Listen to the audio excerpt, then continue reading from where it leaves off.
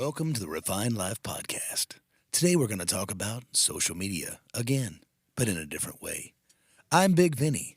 This is Jeff Suter, and that's Jared Blake. Welcome to the Refined Life Podcast.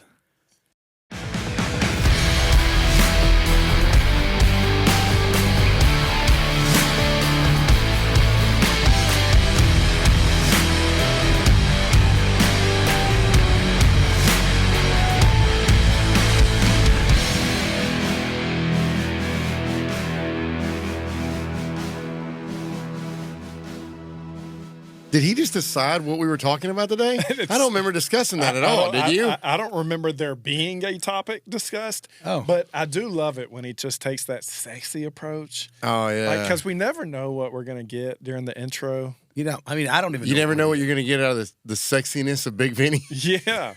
Hey, this is Barry Hickerson, a.k.a. Bigg Vinny, coming straight at you.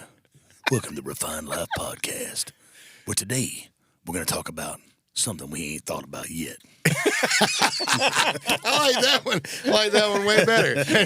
All right. No, I thought this whole podcast, and I may be way off, but I thought this whole podcast we were going to talk about the video that went viral and some of the messages we got. Oh, we did discuss doing that sometime, but I don't. Listen, I'm going to start this off with a gift, and then we'll take it from there. I also feel like that, like we've had some pretty good interviews, like we just did one, and I kind of miss our free flow. Just what's on your mind today? Let's do that. So what's on my mind right at the gate is I was thinking all week. I was excited to see you guys. I was thinking all week about our gratitude, grind, gratitude, and grind and gratitude. Yeah, grind and gratitude. I don't know, G's. whatever we talked about. The G's. I was thinking about them all week because my brother came up this last weekend, and I haven't talked about him much on air, but he listens to all of the podcasts, so he's about to hear it. We love the support. Thank you, brother. Yeah, Thank you, bro. I talk about this guy in every one of our school events, military events. He's literally just been one of my heroes. He continues to do no wrong. I'm positive he's got to have something wrong. Like there's got to be like a goat chained up in his closet or something. Is that something weird?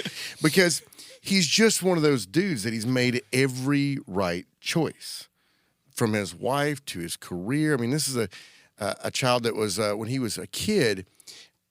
He got sick on the first day of school, and when mom asked him what was made him sick, he said, "I'm afraid I won't be able to learn to read." Just always concerned about what was going to happen in life. That's opposite of me, who's still learning to read. Still learning to read. This is a guy that he turned down, I forget how much money it was, but it was a lot more money. It's a guy that graduated high school with a 4.0, graduated college with a 4.0, graduated med school at the top of his class. And then he had all these different hospitals coming at him, and he turned down another hospital making way more money than the place he took at this private practice. And I asked him why, and he said, well, you know, at the end of the day, I realized I didn't get into medicine for the money. I got into it for the children. Right. And he was like, if I work at that big hospital that can pay me all that money, he was like, then I don't get to decide what happens to that child. I've got to answer to a board every day that decides what happens. But if I'm in this private practice over here, I can do what I want to do. And if I want to do it for free, or if I want to help someone out or even pay for something, I can. And because of that nature, he became Tennessee's Pediatrician of the Year. You go to Jackson, Tennessee with him, and it's just, hey, Dr. Blake, hey, Dr. Blake, hey, Dr. Blake. He's like a celebrity around there. And he's salt of the earth. Just one of the most stand-up dudes I've ever met in my life. And it's every day that I talk to him, I'm so proud out of all the families out there to have someone that you're related to you think that highly of. Amen. So I'm going to add to how great this guy is. So not only is he Pediatrician of the Year kind of dude, right? Sounds like he's supposed to be a guest. He should be. We got to have him on. Yeah. He's legit. But he recently started buying all this woodworking equipment, and he started making charcuterie boards and cutting boards, and he brought me up this charcuterie board at Christmas, and it was shaped like a Gibson guitar, and he had mixed the woods that ran through it were based off of, there's a leopard print. He's like, because how much more rock and roll do you get than leopard print? This wood that was a leopard print, and then this red wood that was the same color as the red wood of the Gibson guitar that AC/DC played, and then he had both types of wood that were on my personal favorite guitar. Mixed in there. So it's like, it wasn't just a charcuterie board that looked like a guitar. He actually put thought into what woods would go in this and why. Yeah. So anyway, he had given those to me, and I was like, you know what I really need? I cook a lot of steak, and I was like, and then I bring in these big, tomahawk steaks and that kind of stuff, and lay them down on a cutting board, and I slice through them, and by the time you get through cutting it all, just blood's going all over the counter and everywhere. And it doesn't take much; it just runs everywhere. Yeah. It's like, I'd really like to have something that drains into the sink. And he was like, yeah, I'll think about that then. So he comes up this weekend. He brings me this beautiful board with all these different colors of wood in it, lay it down on the counter, throw that steak on it, blood runs into the sink. And I was amazed by this because shows that this isn't even something he makes money off of. This is just a side hobby. And like the quality of this workmanship this is that guy. This almost is like the guy he's a that's surgeon. Yeah, but he's always grateful. He's always got that grind. Everything that we talk about, he is that guy. Yeah.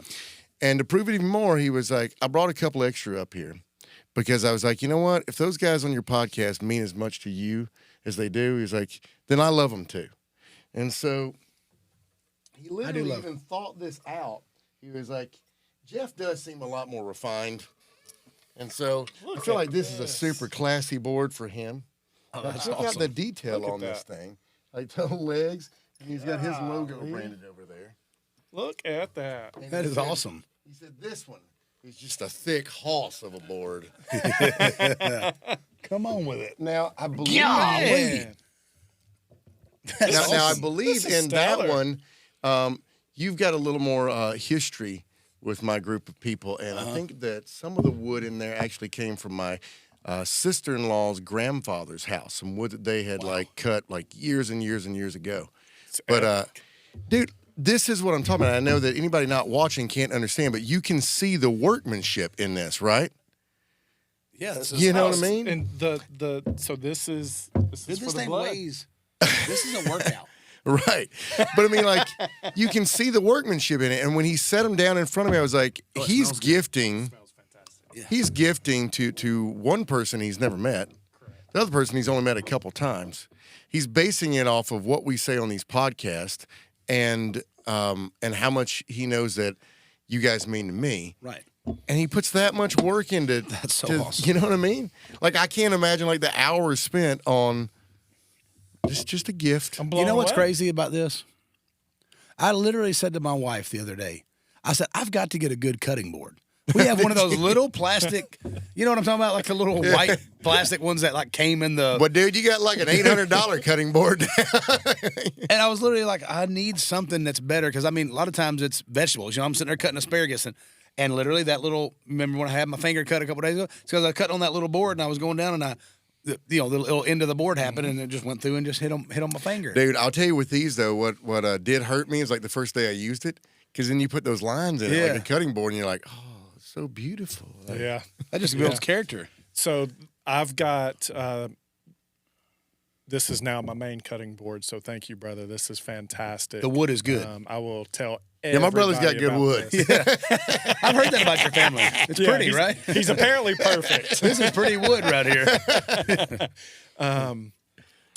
The one I've been using until tonight, I got from Tennessee Meat Co. Oh, yeah? And I always do it on the opposite side of the sink, because I'll flash on the skillet, what's that called, reverse sear or whatever.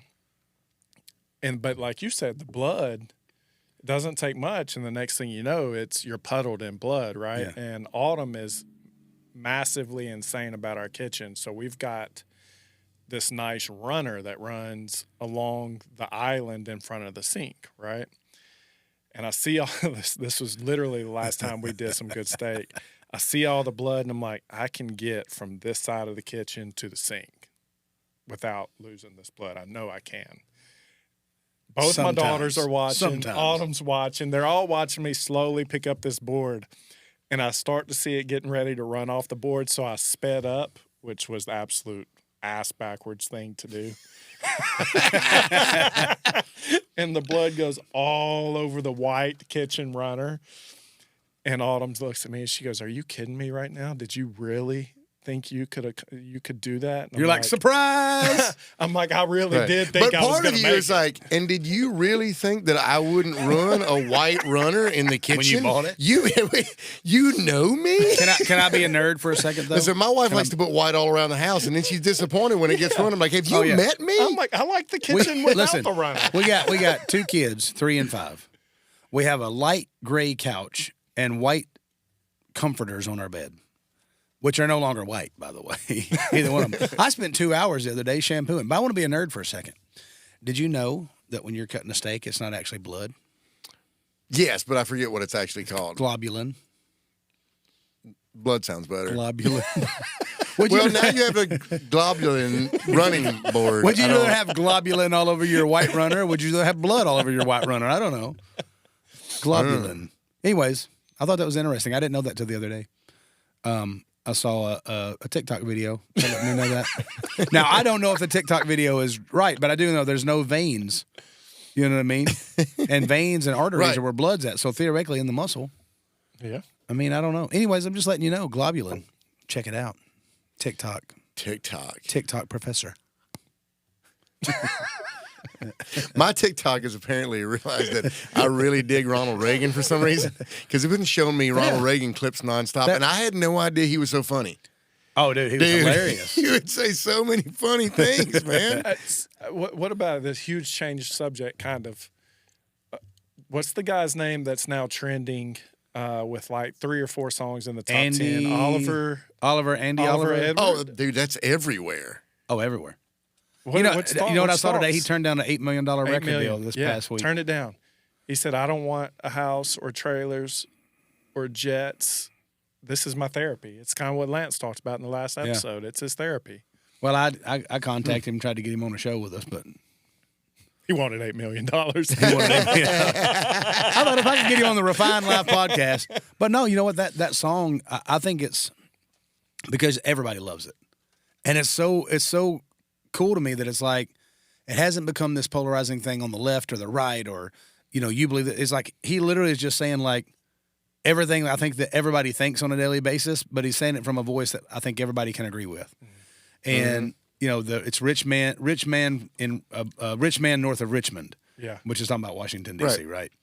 But I thought it was very impressive, the song that he wrote, the way he sang it. You can tell it's a passion for him, like he really means what he's singing. And, good on him if he doesn't need the money and all that kind of stuff. I think he needs the money. Does he? I mean, I think don't he play music? He plays music for a living, right? I don't know. I think he does play. I don't care what he plays. $8 million is $8 million. And I don't know many people that doesn't need $8 million. My thought process is always this. You can do a lot of good stuff with $8 million. But if they want you to change who you are and not be what you are, then that's different. But I don't know why you wouldn't want him to be exactly who he is, because that's what made him. Yeah, but you never understood that about record labels at all. That's happened to so many of them. He's a danger to the wants. I can't believe that they would even want to sign him, because the bold message that he was sending was also, I will not be controlled. Correct. And so it's like, record labels don't like that. They don't like not having control. Wasn't it Big and Rich that tried signing him for the $8 million? Who was it? I don't think it was Big and Rich. Maybe might have been. John probably could do that. I don't know, but I will tell you this. Well, that's another reason I'd turn down $8 million if John Rich wanted to control me. Like, nah. Sounds good. Depends on how he wants to control you, I guess, But just him having control over you at all. Yeah, yeah. You got to be out of control. Well, John is kind of out of control. So in a way, being in John's control is being out of control. Anyways, story for another time. I called a buddy one time that worked a lot with John, that because I wanted John's phone number for something, and he goes, no. And I was like, why not? Dude, I mean, it's cool. Like, it's not like I'm some sort of weirdo. Like, just give me his number. And he goes, I wouldn't give John Rich's number to my worst enemy. And he hung up on me. And I was like, damn, that is bold. That's a bold statement. That is bold. And I just realized that we're talking a lot of crap about John Rich right now. I mean, I don't think it's crap talk. I think it's just that's the way the guy felt, He felt like he didn't want to hand out that number. So. Anyways, might have your first edit. Might have your first edit there. So, might have to pull that out. Anyways, you know my experience. So, yeah. You can cut it out at $8 million, and you don't have to talk about rich. See, the rich man north of Richmond was John Richman, but you can cut all the rest of that out. Anyways, so yeah, this guy has went completely viral, and people have been sending me they sent it to me like, "What do you think about this?" I'm like, "It's awesome." He said exactly the way he felt. If you broke it down from a songwriter standpoint, he rhymes the same words together a couple of times and all that kind of stuff. And I love it because it's like against so many of these rules that they give you when you get to Nashville. And he didn't care. He was just literally straight from the heart onto the paper. It feels so raw. Yeah. And so it's cool. And he just says what he wants to say. Yeah. So I think it's cool. I mean, I think that as artists and songwriters, we've kind of become that way. I mean, I think we did the commercial thing for a while. Jared obviously was a lot more like, nah, this is who I am. This is who I'm going to be. And fought that system, for a long time. I mean, I fought it, but I didn't. It's weird because it still embedded itself in my head. Yeah. I didn't give over to writing it, but it messed me. I mean, like when I got let go at Sony, dude, I didn't pick up my guitar to write for probably 3 years. Yeah. I just didn't have it in me. It was just like songwriting had become an office job. Like Well, I was that guy. I wrote 2 to 3 times a day. And I have friends now. It's funny to look back and see those folks that are in their 20s that are doing that. They're writing 2 and 3 times a day because they can. For me, it's like I can give you 2 hours. Yeah. And even that's going to set me behind. Not what your wife said. I can give you 2.5 minutes. Okay, 30. No, but I'm saying I don't have time to go and sit down every single day and write 2 or 3 songs. On a rare occasion, it's happened where I got into an appointment. We crushed one. We wrote another one. Have you thought about why that is? Well, I have, actually. And I think part of that reason is because my desire for other things is different now. And I think that whenever I'm sitting down to write a song now, it's like, unless I'm truly inspired, I don't want to sit down and write a song. Well, and that's part of the problem. I think that when someone brings you an idea and you're like, I wrote that 4 times. Yes. Like when you have literally 500 songs sitting in a vault somewhere, you're like, why are we writing another one exactly? 500 that you remember. Yeah. Right. Yeah. No, I believe that's the thing. Is like I don't want to write unless I'm truly inspired to write. And a lot of what I'm writing. But do you even find that's writing? Because I think that Jeff would relate to this. Like, I don't think that it's even writing. Like, I just think that I'm not inspired to do. I have to be inspired by anything to do. Oh yeah, no, right absolutely. Yeah. I think that you hit 40 and you've just done so much of life already that you're like, if this doesn't bring me joy, peace, if it doesn't help someone else, if it doesn't, there's only, and even when it comes down to money, you're still like. I'll do this for money. I won't do that for money. Yeah. Like you still like, and where that line is. When I was talking to my wife the other day, I was like, hey, I'm really proud of some of these investments, some of the things that we're doing. But if we don't pull back and take some vacations, if we don't pull back and just spend time together, then what was it for? Yeah, I agree. Why? Just to pour that money into something else and make more money and pour more money? With that being said, and I know we're talking about music quite a bit, but as far as God's putting me, but when is the last time you sat down and wrote a song for you personally? For me personally? Not for you, but just you sat down, you were inspired, and you wrote. I mean... Because you did this for 20-something years of your life, or longer. If I'm honest, I'd have to look back on it, but it was probably 2019. With Jackson? No, I'm saying like I've written with other people and stuff. Right. But like me just being inspired. Right. And writing... Probably 2019. It was Damned. Oh, yeah. Great song. That was probably the last time. I mean, and it's, I think about it like when Lance was talking about the therapy side of it. But at the same time, when you find other ways to do it, like, you found I'll get just as much therapy sitting at a piano. No. Sitting at the piano 9, 10, 11 o'clock at night, splitting a bottle of wine with my wife and just screwing up, trying to play through things and not caring about there not being the audience or anything, just jamming there by myself. Yeah. I'll get just as much therapy out of that. Now I can say that outside of the writing, I've gotten a decent amount of therapy and this is the first time in my life that's happened, is cutting other people's songs. Like Heroes that we cut, Ain't No Grave. Yeah. Right now I'm cutting that Praise song. Yeah. With Sarah and Lee. And I think that I was excited to see you post a new music post the other day. Oh, yeah? Yeah. I was like, good. Because, I mean, like, I love your music. I was a fan before we were really. This isn't going to be like most of them, but. That's okay. But I just love your voice. I love what you do. I love watching you perform. A lot of people, I don't know if you're watching the podcast and you ever see Jared when he performs, it's like, it's a different human being on stage. Well, I mean, Jeff hasn't seen me perform, though, right? Yeah. No, not acoustic. Not just acoustic. Yeah, it's different when Jared's got the full band up there and he's got a crowd to entertain. It's a rock show and he's falling down on the drum riser. I thought you were going to be out there in the mud with me Saturday night. Yeah. Because you did make the flyer. Oh. Our stage kidding. was there. Stage was there. I was getting your cutting boards And- for you. Man, this Hey, this is I know this it's going to is take me a while awesome. to get over So, I this. mean, This is with- beyond amazing. But My with wife's that gonna be like, you're I want to hang saying, that on the wall. with that you're saying that I Like, know it's too that heavy to hang on the wall. that all of us have discussed as well is that a lot of my turn off with the music industry right now has much more to do with, if I'm totally honest, with the pain that I've seen it cause my children. Like Right. this is Makes a heavy sense. subject that we haven't talked about before, and I'll do good to not cry talking about it. But like the other day, I looked over. Man, that's a lot heavier than I thought it was going to be. I looked over at Chloe, and I said, "It's my daughter." And I looked over at Chloe and I said, "I was thinking about just not playing music anymore." And she goes, "Then don't." And I was like, "Man, that was quick." Yeah. And I was like, "Why you say that?" And she was like, "You've done enough. Don't worry about it." And I was like, and I started analyzing in my head, what would make you like this entire time? It seemed like you were proud that all these children were proud that I did this. Right. And I, was baffled by like, that was quick. And what did she mean by that? And I said something to my wife about it.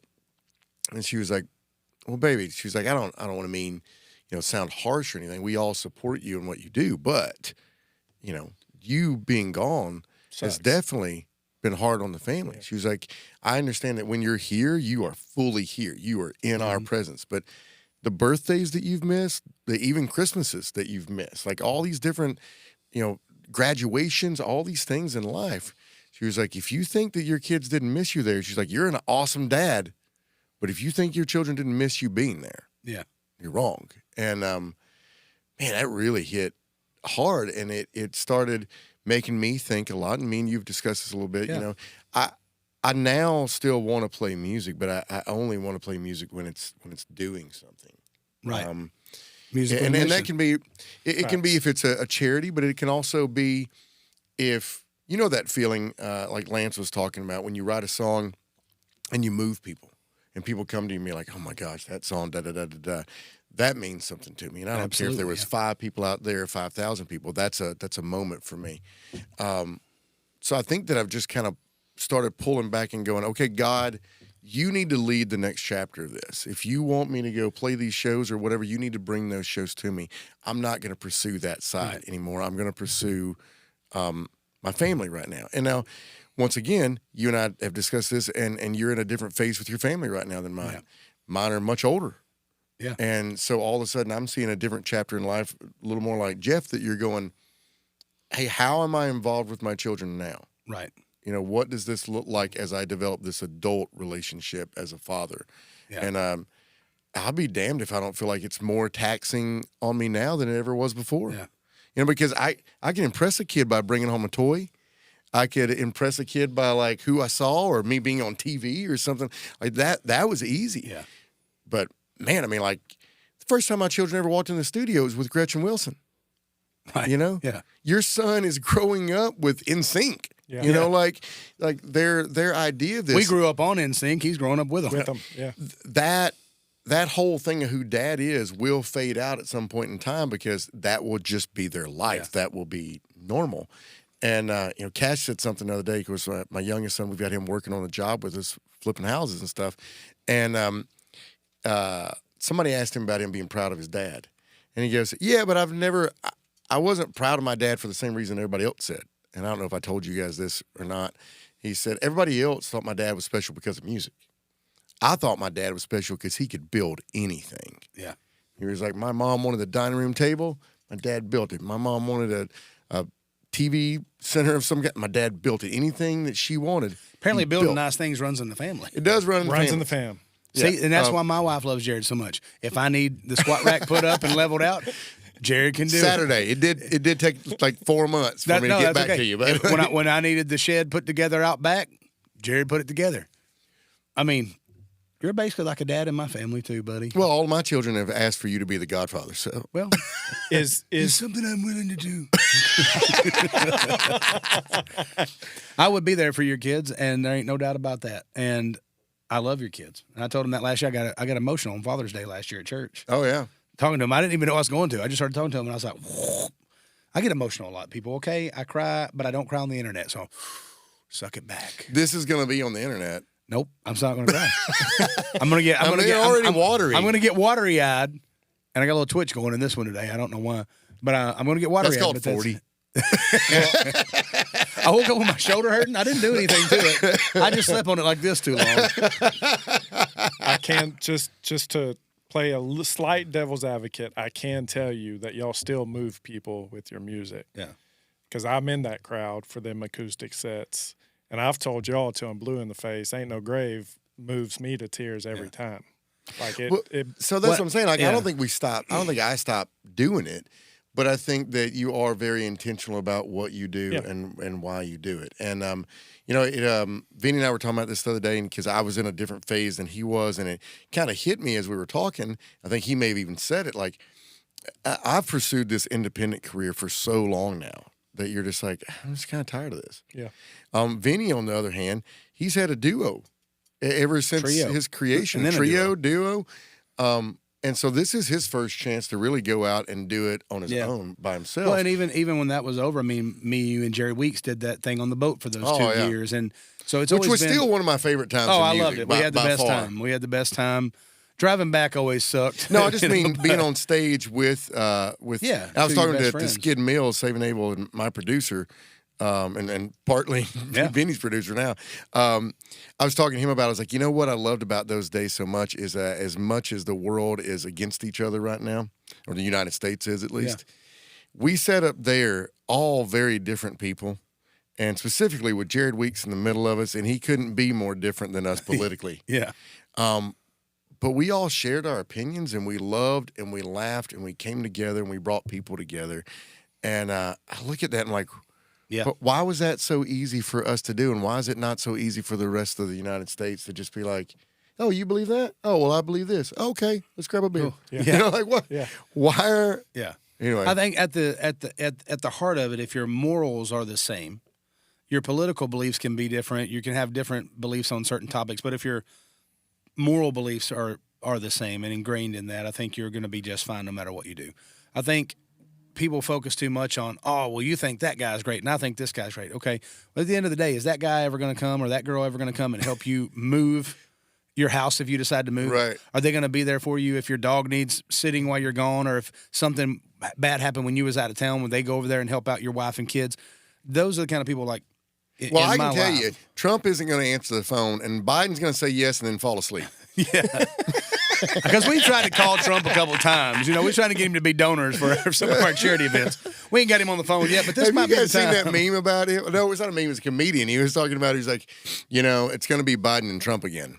And he's like, and the crazy thing about that is, he was like, it's like voting for a drunk driver and a guy who falls asleep at the wheel.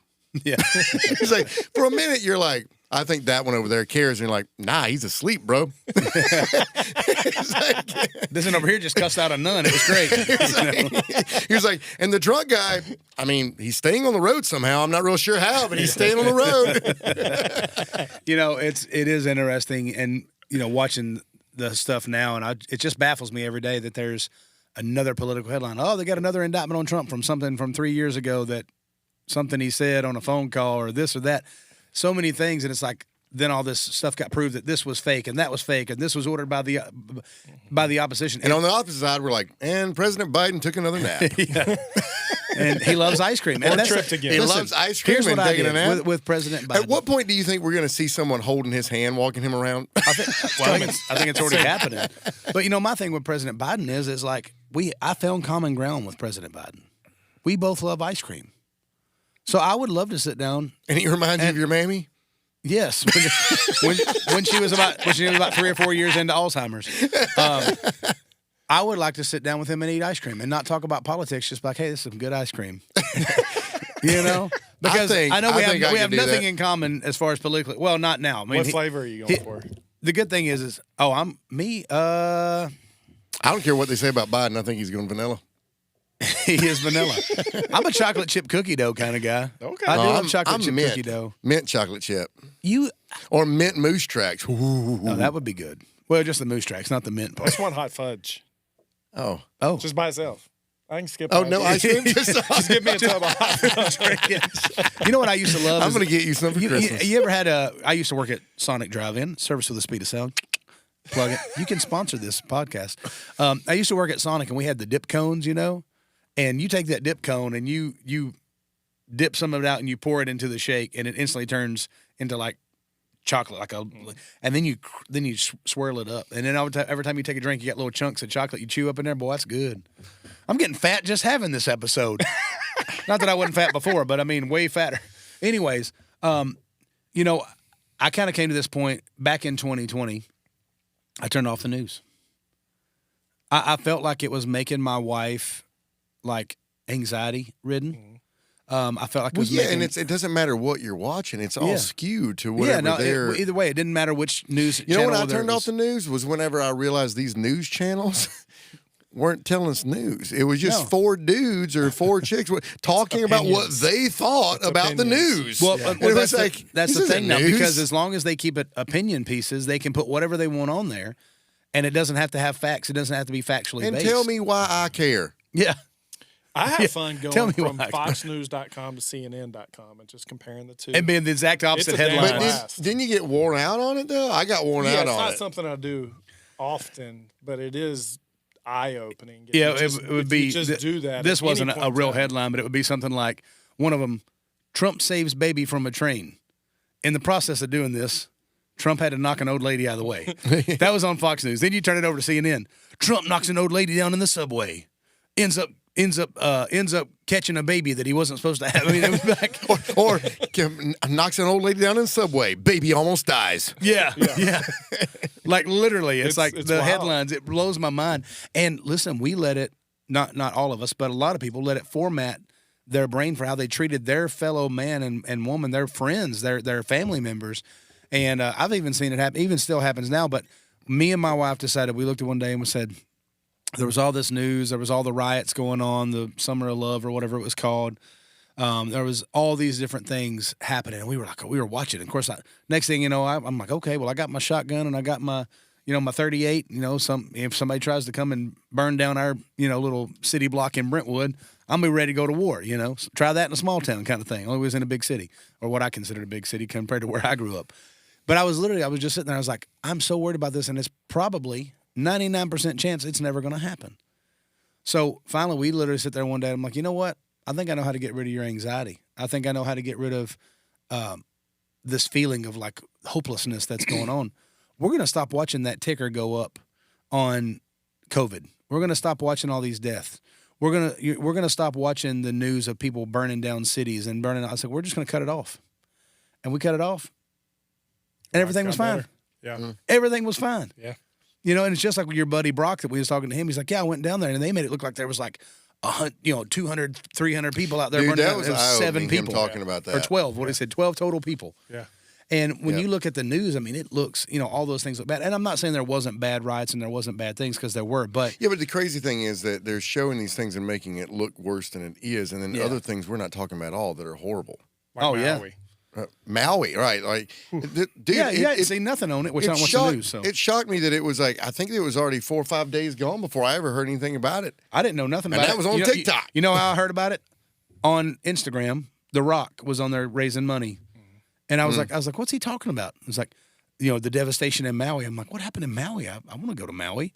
And then I see it. I mean, it looks like an atom bomb hit that. There And were the people running into the ocean Yep. to escape burning to death.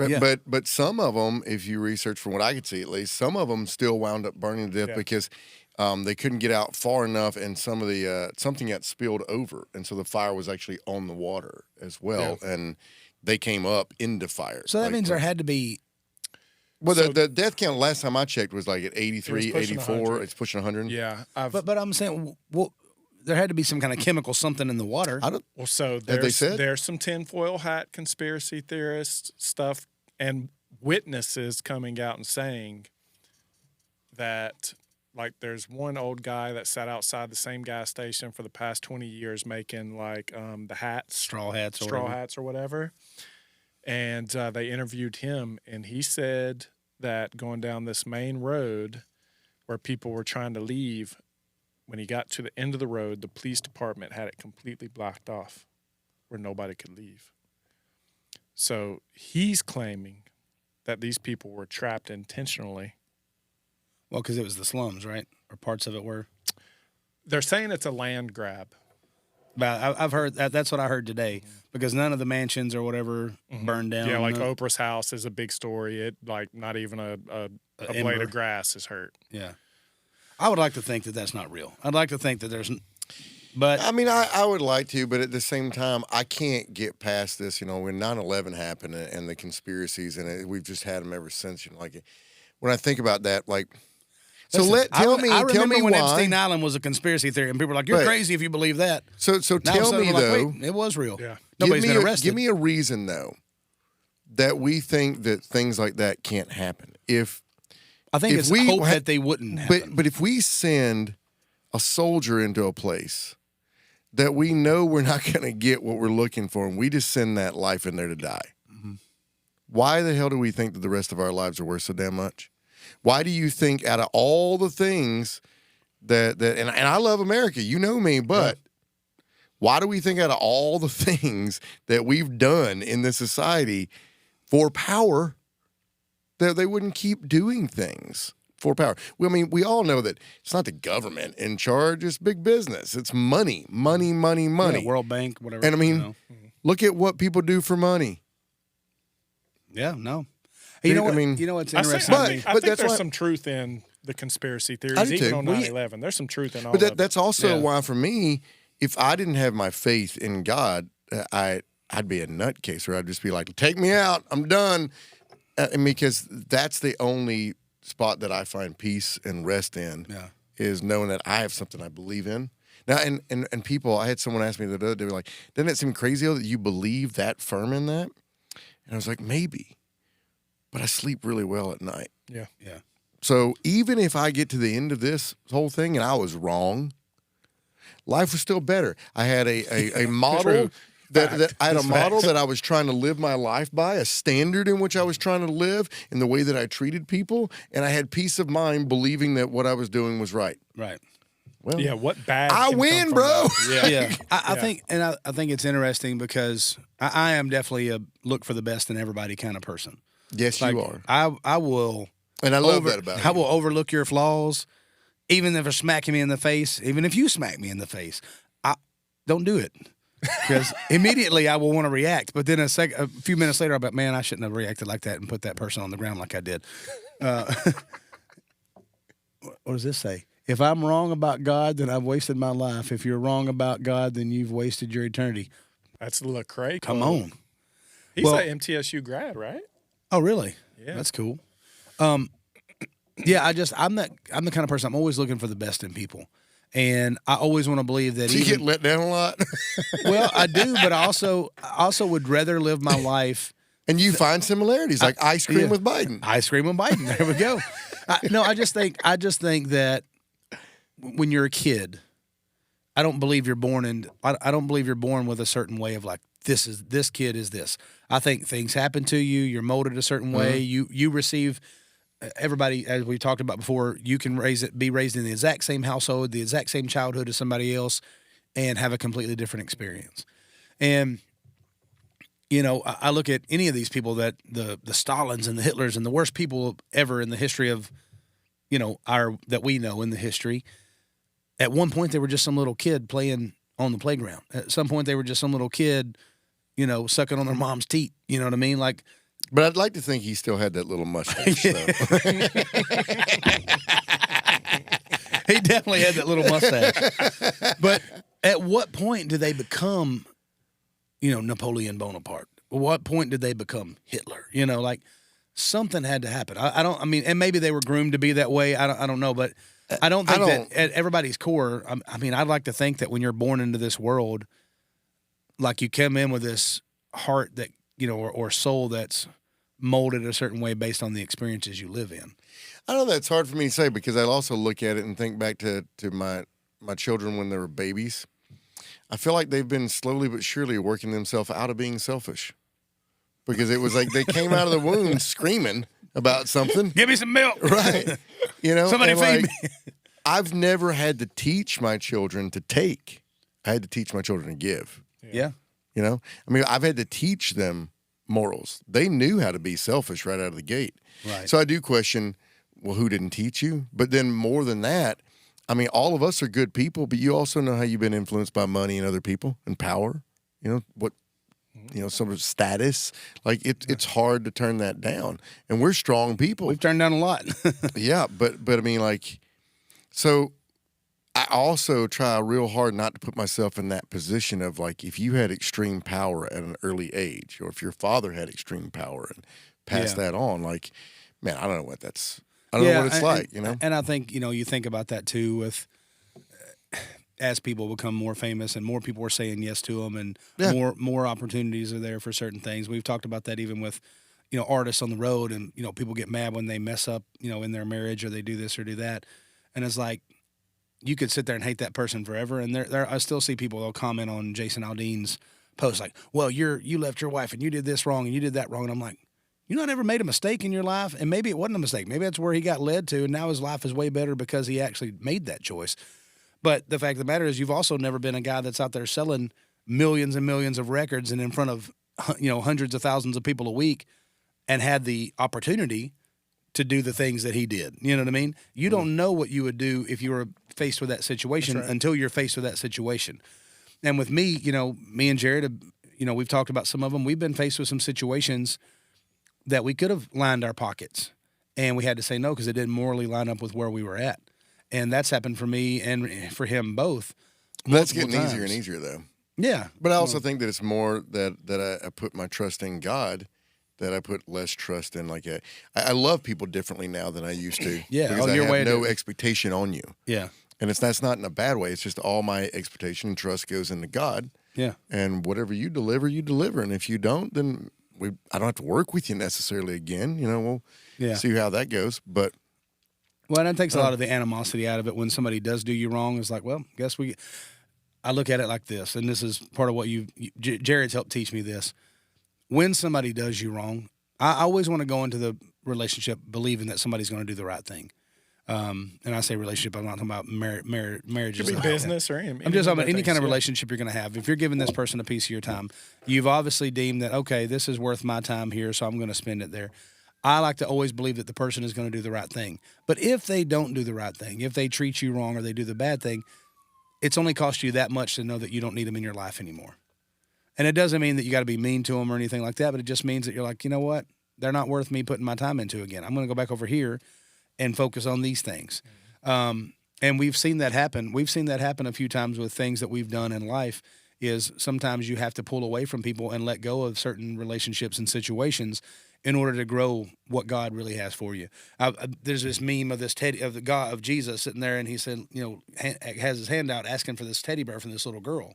And the little girl's holding it so tight. She's like, but I love it so much. And behind his back is a teddy bear that's 3 times bigger than that teddy bear. Yeah. Now, obviously, it's not about how big the teddy bear is, but it's just about this opportunity I have for you here is so much bigger than what you're holding on to. And one of the best quotes that I've heard, I used to do network marketing and enjoyed the process of it and the meeting people that were like wanted to do something in life. I thought that was the best part of the network marketing. But one of the quotes I heard a guy say one time, he goes, so many people are like Tarzan, and they're holding on to the rope behind them, and they're not willing to let go and reach out and grab that next rope so that they can progress forward in life. Because if they're here, they're safe. Mm-hmm. And if they let go of that rope, they don't know how far they're going to swing to get the next rope. But sometimes you got to let go of that vine, rope, whatever behind you and swing to the next one. And I think that's something he's helped me do is, hey, man, it's okay to let go of those stuff. God's got other stuff for us that's sitting there waiting that's so much bigger and better than the things that we are holding on to a lot of times. Amen. And I'm not telling you, go out there, let go of everything. And I'm not telling you that. I'm saying if you feel like something is a struggle to keep every single day, and I think that's where Jared... But don't you feel like that's a phase that you never really get out of? You get comfortable in another spot, and then there's another growth step. Yeah. And you get comfortable in another growth step. But I enjoy those steps. I think the now? No, I think I've always been that way. Like Miley Cyrus, It's the Climb. You know, even whenever I was accomplishing things in music at a very young age. I don't like heights, so I'm not fond of the climb. Whenever I was accomplishing things, every time I reached one, I was like, okay, what's next? Now, part of me hated the fact that I couldn't ever just relish in the win and the victory and be proud of that. And that was because I was running from other stuff. Now I look back and I'm super proud of all the accomplishments I got. And it, you know, I can't even remember who it was, but they put it in perspective for me. It was like, hey, dude, when you signed that record deal and you got your first song on the radio and you accomplished these things, you did more than 99.9% of anybody that will ever come to this town will do. Most people are back home within 3 to 5 years with their tail tucked between their legs, and they're going back home to do whatever it is. You know, and it doesn't matter. I mean, that's where maybe God led them. Maybe they weren't supposed to be here doing that or whatever. But the fact that you were able to succeed, you should be proud of that. And I've had that conversation now with a lot of young artists that are like starting to get some little things going here and there. I've had it with Jared because, Jared sometimes, well, I never really got to do this. But I'm like, you successfully took an independent career and had some cool bumps along the way with the voice and things like that. But you've made it make millions of dollars over the years, but you've had hundreds of dollars in gross revenue every year as an independent. And that's more than some people do when they have the full record deal and they have the whole thing behind them because they don't have the same work ethic as you. They don't have the same drive as you do. Even though they might be making more on this show, they got so many people they got to pay out from that show. 15% to your manager, 10% to your booking agent, 5% to your business manager. Then all of a sudden it's like, no, you have to be in a tour bus, but I'm not ready for a tour bus. I'm not making the money. You got to be in it. People see what they believe, what they see. The facade. Yeah, the facade of it. And next thing you know, they're literally sitting there $10 million in debt to a record label and have nowhere to go except for back home. Yep. And, to me, the success lies, and we've talked about this before, is what is your level of success? What do you consider success?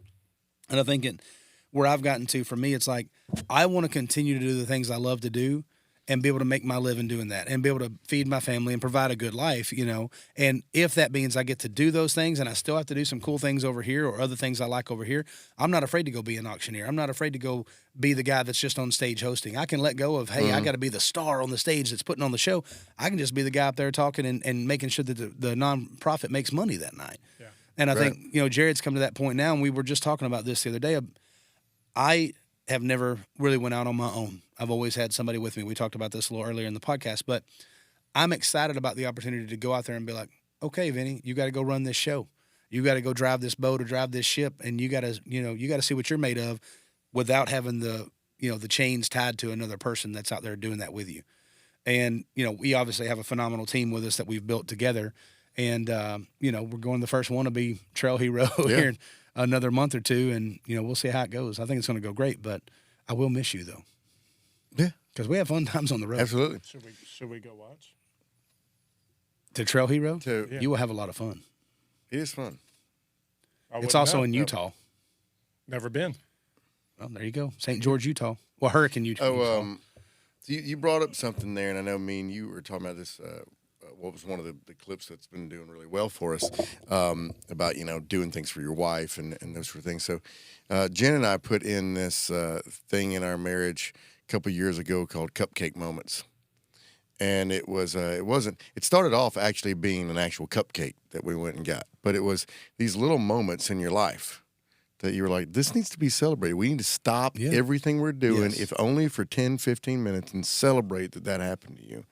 And while you were talking about that, it made me think about, especially with us all, it's a second marriage go around and how much life you lived before that person came in.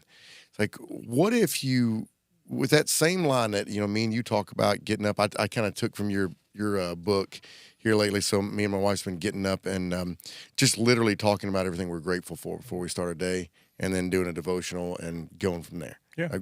Grateful, and then we pray for our kids and our friends, and then we do a devotional and hit our day. And that sort of mindset taken in, like, how much more do you think your marriage would grow and relationships would grow with friends and anybody if you started reliving moments in their life and celebrated those? Yeah. Before you knew them. You know, if I was able to just be like, hey, Vinny, let's go have dinner tonight. And then he gets there and I'm like, I just want to celebrate when you got that record deal, bro. I wasn't around for that, you know. Like, I just said, you got a freaking record deal.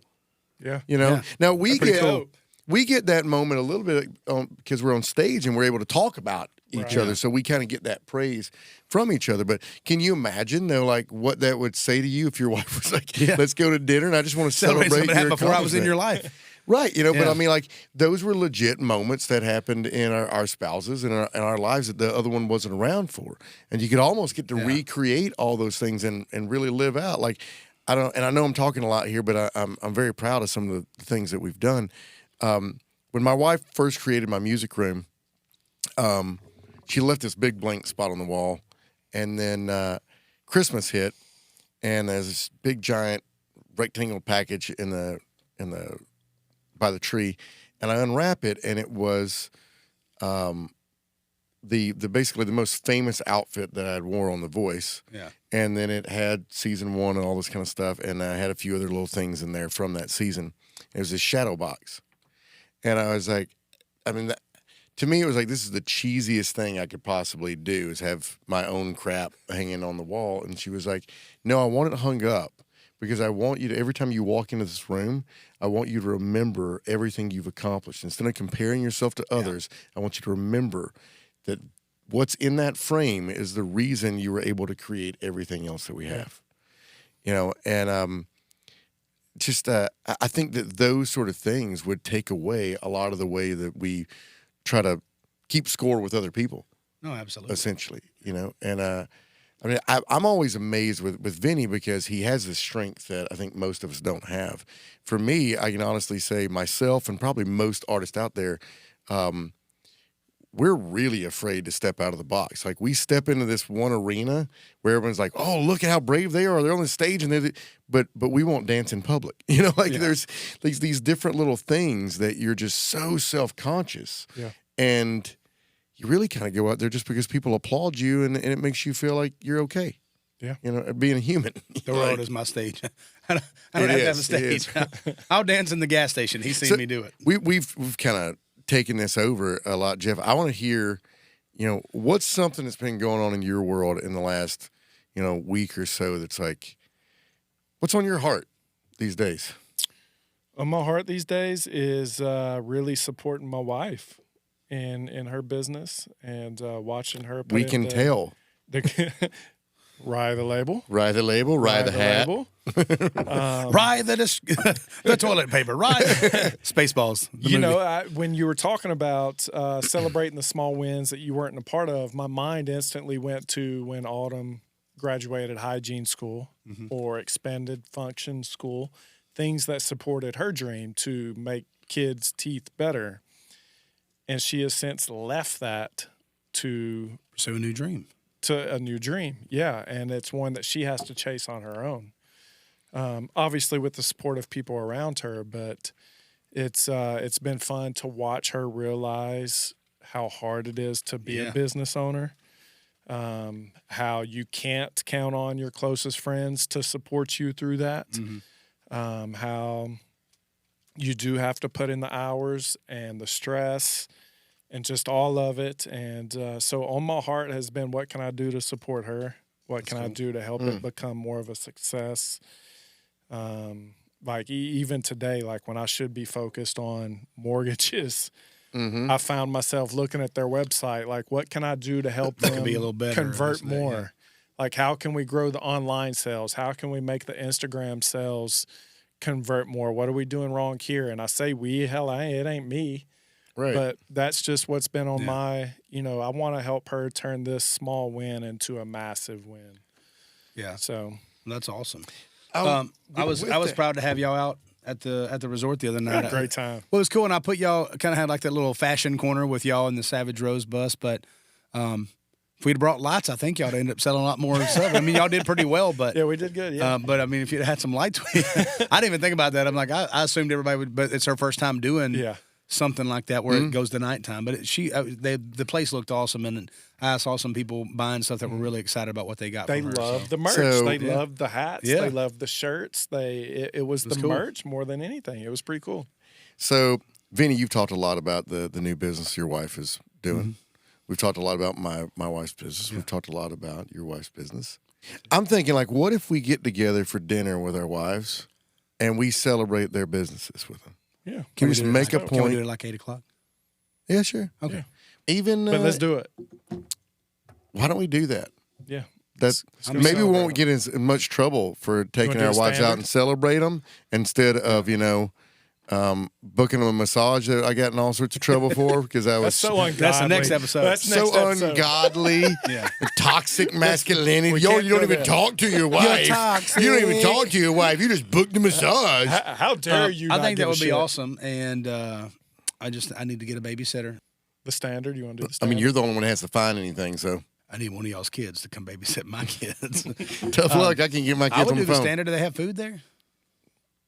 I never ate there. It was just a Hell cigar. yeah. I thought it was just cigars and stuff. I didn't No, know. the food's fantastic. Okay. Yeah, food's Yeah. fantastic. Yeah. All right. Tell everybody bye. All right, y'all. That's the end of the Refined Life Podcast, episode something. We don't know which one we're on. We want to make sure you had a good time. And if you did, go and like, share, subscribe. Make sure you tell everybody about us. Give us 5 stars. Give us a good review.